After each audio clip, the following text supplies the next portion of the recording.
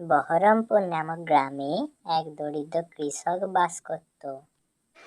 কি গো, তোমাকে যে কতবার বলছি কাজে যাও কাজে যাও, তুমি তো কিছুই করছো না। এবার বসে থাকলে কি পেট চলবে নাকি?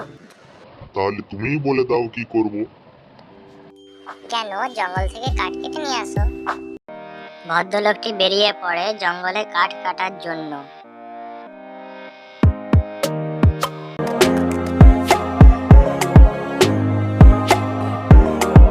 সেদিন সে অনেকগুলো কাঠ কেটে বাড়ি নিয়ে যায়।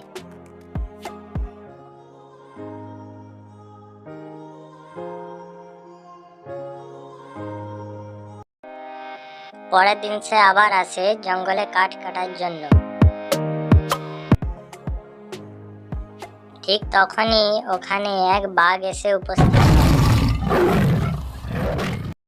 কি বাঘ করতে গেল? বাঁচাও বাঁচাও, কে আছো বাঁচাও। ভদ্রলোকটি খুব ভয় পেয়ে যায় ও দৌড়াতে শুরু করে এবং বাঘটিও তার পেছনে পেছনে দৌড়াতে থাকে। দৌড়াতে দৌড়াতে সে সামনে একটি স্থানে আগুন জ্বলতে দেখতে পায়।